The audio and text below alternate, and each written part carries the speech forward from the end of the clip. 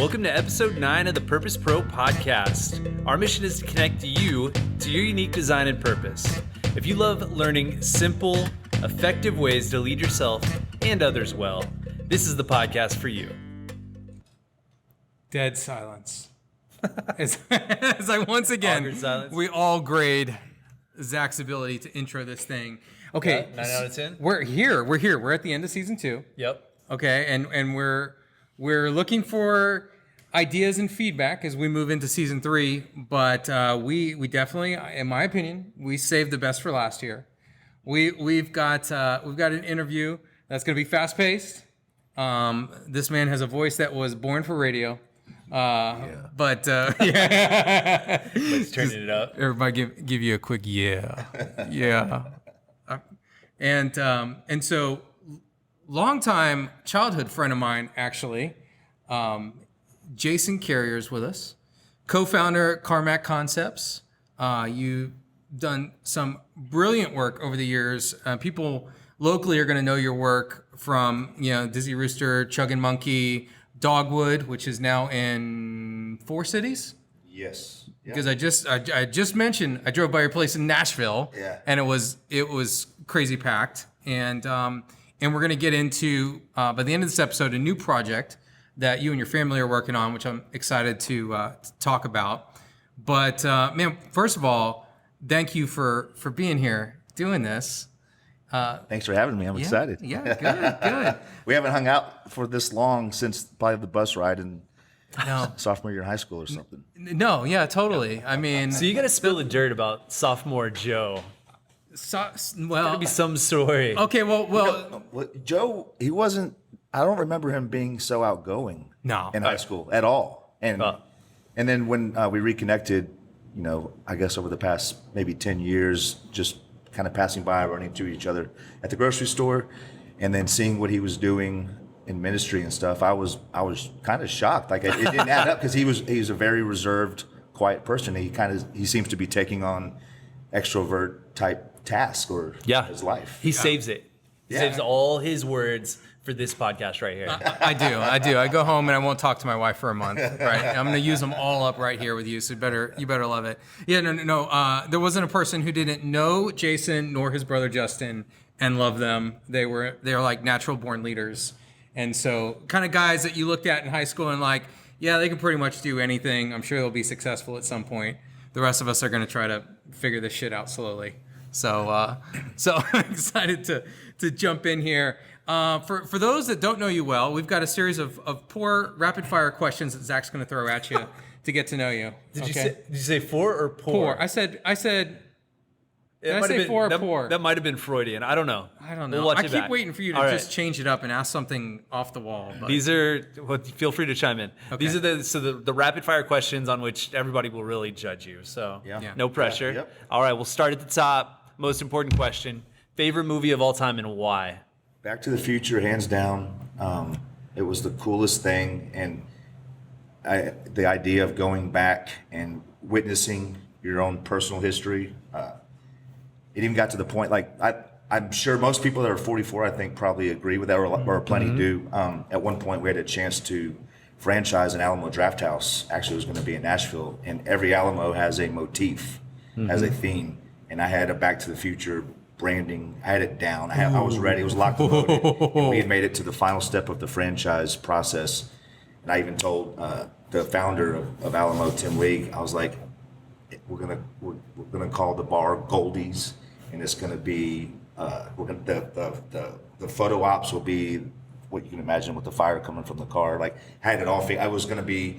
Like a lot of my career has been life moments. Like it's like kind of circling back, and I was so excited to open a movie theater, which I love, themed after Back to the Future, and it didn't happen. So if Alamo ever does it, and I'll let you know if it happens.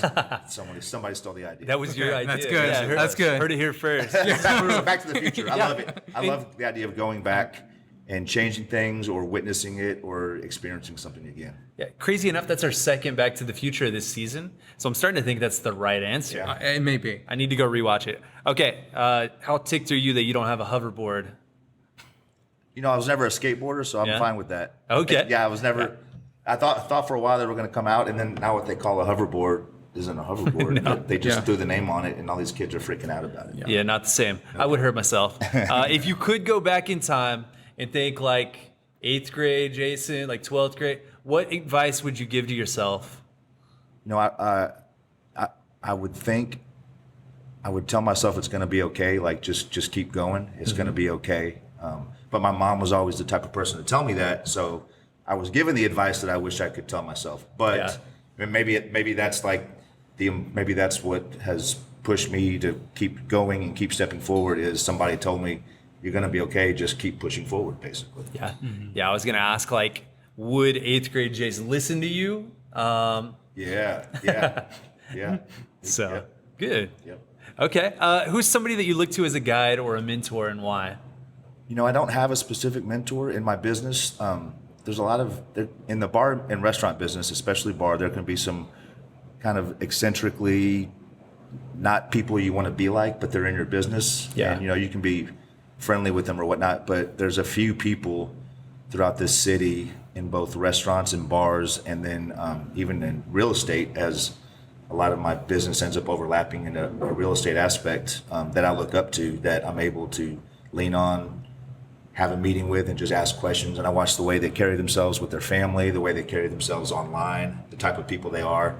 I see the lifestyle that they have, and I want that, and I like the way that they've attained it. So Yeah. there's a handful of people in Austin that I look at like that. No, that's awesome. When I told people that we were doing this podcast, and I told them a little bit about what we were doing, I was like, it's a bar owner, a restaurant owner. They were like, oh, is that the guy that got in trouble for this, or the guy that got in trouble for that? Yeah. Like, no, it's not that guy. No. So a lot of times, the reputation that is kind of associated with like somebody who does Sure. that job, right? Yeah. Isn't always what you described. So that's really awesome. Well, and that's kind of why we've had the success that we've had. We opened our first bar. I was 24 when we signed the lease, and 25 when we opened the doors.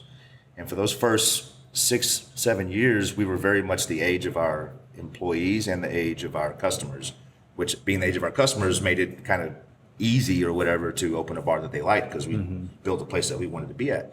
But when people would work for us, then there were, that might be a couple years younger than us. They would, they'd bring their parents in to come meet their bosses, and because normally they're a college student paying their way through and working, and a mom and dad might think, oh, my daughter's in a bar till 2:00 in the morning every night. I don't want this for her. So they would introduce us to their parents, and more times than not, the parents would leave relieved that we created an environment that goes against kind of some of the sleazy stereotypes of bar owners and bars, period. So we've been able to kind of separate ourselves a little bit from a lot of our competitors or neighbors, because we try to, we're not 100% perfectly wholesome, leave it to beaver stuff, but for the bar business, we're we try to have a nice, good environment for everybody. Oh, that's awesome. All right, last question to kind of wrap this all up before we dig into you and your story. What's the most important skill a leader should strive for today? It's funny. I want to say leadership, but that's obviously, that's not what you're asking. Kind of relatability. And the best way I could put it into a scenario is understanding that when your employee or someone that you work with comes through the door, that they're probably going through a lot. You don't know what they're going through. Mm-hmm. You don't know how tired they are from the night before. And it's taking an interest in their lives, and because you know what it's like to be that tired or to not feel appreciated, and maybe when you had that same role. And it's kind of to lift them up in that and make them feel empowered to make a difference. And not even about money, but like, oh, I'm appreciated. I don't care how tired I am. The boss is smiling at me and asking me about my life. So it just creates a better environment. That's cool. In a previous life, I was a bartender, and that's what I love. Like, you do that with your employees, and then the employees get to do that with, your customers. Yeah. Mm-hmm. Ask them about their life, relate, get in their world. Mm-hmm. I mean, as a bartender, you're kind of a counselor also. Yeah. So you have to talk be able a to lot. share. Yeah. All right, we're going to do some fun stuff here. We're going to dive in a little bit to your unique design. Now, all season long, we've had our guests fill out a quick survey inventory. And for those that go through our Purpose Project workshops, we actually sit down with them and do this in a lot more detail. So I don't have the benefit of being able to dive into this too deep with you. I'm just pulling themes from some of the answers that you put together. So I'm going to share with you the themes that I found, and I just going to let you kind of respond to them. Things like, yeah, no, that I feel that, I see that, or things like, I'm not sure about that one, right? Yep. And so, okay, so here we go. There's 1, 2, how many did I come up with? 1, 2, I merged some together here. There's at least 4. So here's the first one. Theme number 1, your unique design, this idea of sacrificial commitment. And I think of the book like, Leaders Eat Last, but it's the idea of, no, you're not afraid to put blood, sweat, and tears into something, and commit to it, to see it through. So there's an element of risk taking. There's an element of humility, servitude, but it's this idea of like when you lock into something, you're willing to bleed over it and see it through. Sacrificial commitment. So, we grew up very close to each other. Yeah. There was no safety net in our lives. Our parents didn't write a blank check and ask us where we wanted us to go to school. Right. My mom said, "You're going to college. I don't know how we're going to pay for it, but you're going." I came to UT. I borrowed everything I could. I got the grants I could. I worked full time, and so failure has never been an option. I don't get to. And most people are like this. They don't get to get mom and dad to help buy them their first business. And if it fails, it's okay. Dad has plenty of money. Let's go do it again. So that's where you keep going. Failure is not an option, is the mentality, and not even in a sports competitive way. It's just, I can't afford to not eat. I can't lose it all. We're always swinging for the fences. So, and then I do something that I love that is in my blood. So it's not hard. It's not a challenge. I don't have to pull myself out of bed to go to work when I like what I've chosen to do. So I think that's where that comes from. I love that. And I hope those that are listening and watching are hearing the core theme. We've had some very successful individuals on, and they all have a very unique and powerful take on failure. And that's a key ingredient to success, how you think and respond to failure. So it might be a whole theme of the season almost. So, okay. So next theme that I see here, ability to get things done. So now a lot of people will throw that into the bucket of administration or whatnot, but there's more that goes beyond it, because what I'm seeing in your design there was this ability to be able to see a lot of moving parts, be able to organize those parts, know what needs to happen first, and despite the obstacles, just move things forward, get things done, ability to get things done. And I think it's a wide range of stuff. Do you see that within yourself? Yes, and I think that's the willingness to ask for help and just to keep talking, and realize that you don't know everything, and that you'd be shocked at how much somebody will help you if you just ask, "Hey, I don't understand this. This really means a lot to me.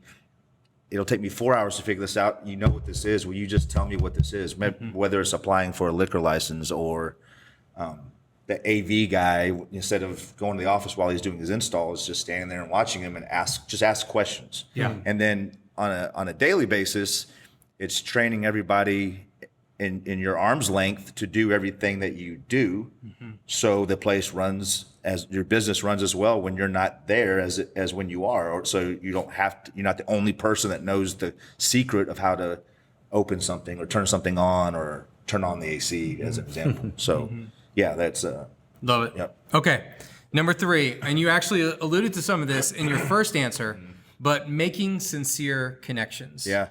Right, and there's people that are natural networkers, but they're more on the sales side of things. Yes. Right, and then there's people who have the ability to pause, to actually let people know that they've been seen, and heard, and quickly dive into their story. You're making a sincere connection with somebody, whether or not there's something in it for you, it doesn't matter. It's, I see you. So it's funny because I was thinking about this the other day.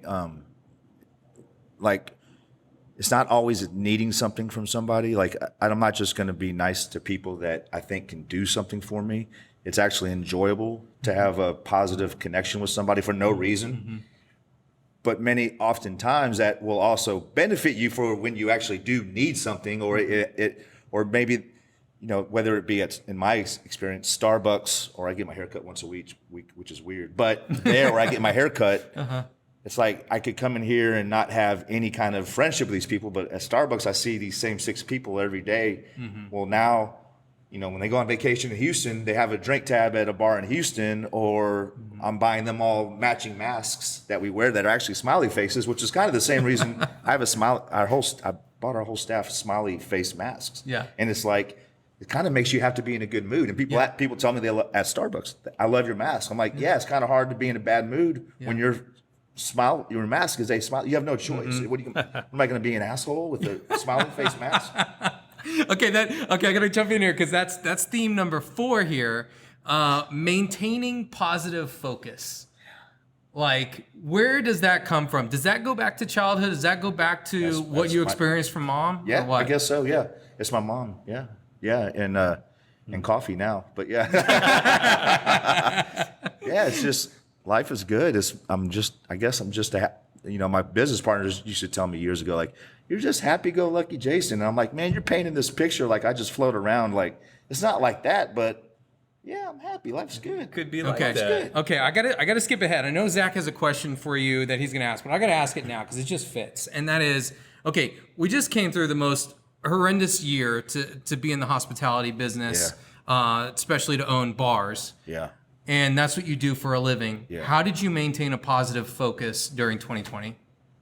Started drinking at 3 p.m. instead of That's what I'm talking about. Real answers here, people. Before 3 p.m., I tried to educate myself on the PPP and like what was coming. And we had a tendency to sit in an empty bar that costs $20,000 a month to rent. We're not allowed to open. We just spent $3 million on it, and we're failing.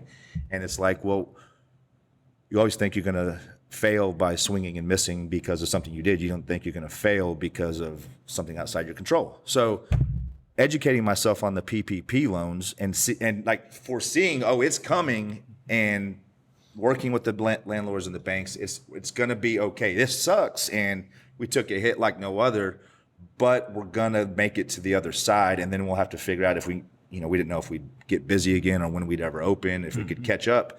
But just educating myself and not just worried about my emotions and feelings, but having facts. And I was able to tell my partners, hey, I know we're all stressing, but look, this is going to come, and then this program is going to come, and there's going to be a second round of PPP. Just relax. We have to wait till the election because everyone they're playing with our livelihood with withholding money or whatever, or the passing of the second PPP. But there was light at the end of the tunnel. And same like with my mom, blah, blah, blah. Before I lived next to you, we'd lived a different place every year. It was always like, we didn't have rent. And she'd always say, we're going to figure it out. And she didn't know what that meant, but she just knew we're just going to figure it out because we always did. So that's what that is. Yeah, I love that, man. Okay, last but not least, being on adventure with others. And I think people can sense that energy from you alone, but it's beyond the idea of just teamwork, which must be something you value in here at some point, but like taking those risks, going for it, and doing it with other people. You have this aura about you where if somebody's going to take a risk, they want to take a risk with somebody like you. It's like, so being on adventure with others. So at Carmack Concepts, I'm in business with my 2 best friends. Like, it's unheard of in my business that 3 guys like this grow together, only do all these bars together, don't start going their own way, doing their own thing, a partner over here, 2 partners over there. Like, so we are like-minded, like-wired, good friends, and it's an exciting, we do what we love. So it's like, and what's cool is our life changes. Like from 2006 through 2008, I was down on this block more, and then we grow and we go here, and so it's always changing, and we're taking these risks together. It's exciting. So so teamwork, and it makes it easy when it's your best friends. Okay, I love it. Okay, so for this final season, we're gonna go a little bit longer on this episode because there's such good stuff coming. So I'm going to smush all that together. I'm just going to share core strength statements, and that's what we do in thematic analysis. We take some core themes, we smush them together to give people a lens to look at how they're uniquely wired. So my raw, imperfect way of smushing all that together is to say, here's Jason Carrier. He is a genuine natural influencer whose ability to take risks, maintain a positive focus, and get things done turns visions into reality. Sounds good. Like that? You're gonna adopt it? Okay. So and you've been describing it this whole way, how you've leveraged your unique design to do what you've done through Carmack Concepts. But I want you to talk about this new project that you're working on. This is between you and your family. Yeah. Mama Betty's Restaurant. Yep. So tell us about that. So I grew up in Houston with my mom running multiple restaurants in the Houston area. Spent many of my weekends at work with her. No babysitter, but literally running around the restaurant, playing Pac-Man, bothering the bartenders for virgin daiquiris, and and so that's what I knew. And I didn't realize I was being trained for my future career. But during the pandemic, it was kind of that: is the bar business ever going to be the same? What's going to happen? What are we going to do if this all goes away? I guess I can run a restaurant. I can just go back, start from the beginning. I was like, well, I want to open a restaurant. Well, then the restaurant across the street from my house, like 4 minutes door to door, shut down. I saw it on the Facebook neighborhood page. It's closed. And I was like, I got up, went to, and I looked at the door. I saw the number of the landlord or the real estate agent, and my broker called him, and they started the process. And it drug out, but it was a Tex-Mex restaurant. So I was like, well, I looked down Parmer towards Mopac. I just pictured the drive, no Tex-Mex. I looked up Parmer towards Cedar Park, no Tex-Mex. Yeah. And I was like, if I ever opened a restaurant, it'd have to be right next to my house, and it'd have to be Tex-Mex. I was like, I've got to go for it. I got to do it. Yeah. And then my wife can be a part owner. My kids can hang out at my work, which they basically can't do right now because they're bars. Yeah. So I just started the process. That was in late July, and the process drug out because the landlord wasn't. I don't know why he wasn't in a hurry. Thank goodness, because he drug out the process. As long as I was going to secure the place, I didn't mind it dragging out, because the further we open from this mess, the better. So. It's called Mama Betty's Tex-Mex E-Cantina, which I had to call it Tex-Mex E-Cantina because nothing about the name Mama Betty's screams Mexican food. Yeah. It's named. My mom worked at a place called Ninfa's in Houston. Mama Ninfa was the owner. I called Mama Ninfa's son, Roland Lorenzo, who owns a bunch of restaurants in Houston, and I asked for his permission to name his blessing to name it Mama, kind of after his mom, and Betty. My mom's name is Betty, obviously. Mama Betty's. He gave me his blessing. I eat at his restaurant at least once a week in Houston, so I'm like tasting their food, trying to figure out how they did that. But they've been so supportive. Anyways, so it's going to be kind of a culmination of all my childhood experiences at her restaurant. Maybe not the decor, but maybe the ambiance and the feel, the lighting. I obviously have to pay a lot of attention to that in the bars. So it's kind of my chance. And this is a restaurant I used to eat at regularly, and as I always do, kind of pick it apart, what I would do differently, what they're doing wrong, what I would do if I had this place. Well, now I have this place, and I get to see what we can do with it. Yeah. I love that. And I can confidently say before it ever opens, this is going to be some of the best food, some of the best hospitality, and some of the best overall experience That's the goal. For folks in Austin. I think that's amazing. Thanks, dude. So Zach, you got any last minute zingers you want to throw out? Man, what are you thinking? I just love even hearing your story, like how your life experiences, how everything you've enjoyed sets you up to launch Mama Betty's. Yeah. And so, I'm excited to try it. Where are you at in that process? Finally submitted for the building permit, and then we submitted for the demo permit. So you have to pay the city of Austin extra to help expedite it. Some might call it a racket. I don't know. Lovely. I don't know. Yeah. Anyways, so I'm kind of, everything's designed. So the architecture, everything's done. And then as soon as they approve it, you can do so much construction on a demo permit and get it right up to a certain stage. So if all goes perfectly, it would open in October. But many times I've said it'll open in X month, and it ends up being October can turn to January real fast. Yep. So. Yeah. Anything in construction. Yeah. When it opens, we know that all the bar work, all your concepts, all your life experiences, your heart, man, is just going to be poured into this. Yep. And I'm ready to go. Thanks, man. I hope you guys can make it. Yeah. No, we'll absolutely be there. There's probably not a Tex-Mex place in the city we would not explore, but I know this is going to be a success. So, is there anything that derails you? What derails you? What is your what throws you off? Like, what is, where's your Man. kryptonite? I mean, I don't think I'm always on, but I don't have. There's not that negative. Oh God, I don't know, man. No. Yeah. But I don't mean to say that like, and I I'm on believe fire. It's that positive focus. Yeah, it's just, I haven't don't like. found it yet. Like it's gonna Yeah. be like. No. I don't know. I don't know how else to say that, but without sounding like I don't mean to sound like an idiot or whatever, but I mean it's gonna be okay. Yeah. We're gonna figure it out. Yeah. That's the way I look at any obstacle, I guess.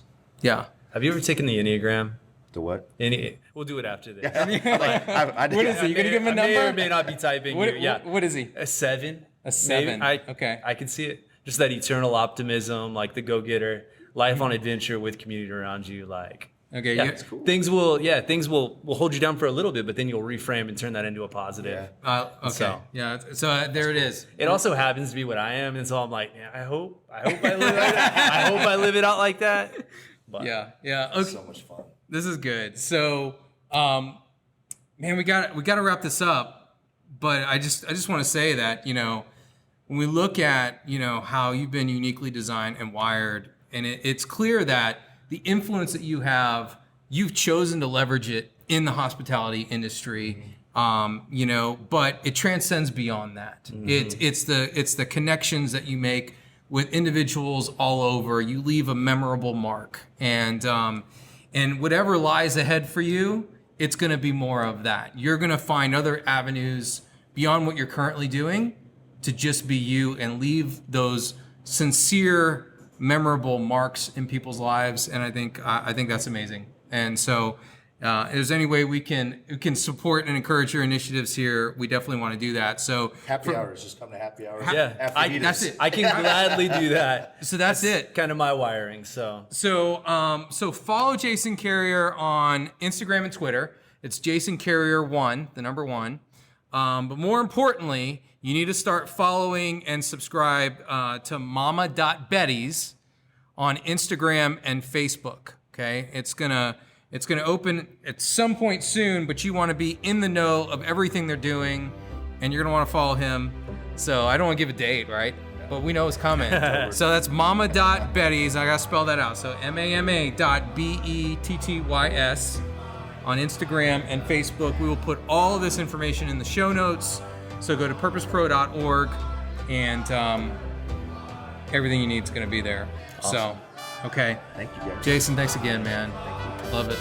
Looking forward to reconnecting. Good to at finally some hang point. out again. All right, guys. Season 3 is coming soon. And we, until then, reach out to us if we can do anything to help you lean into who you are uniquely made to be.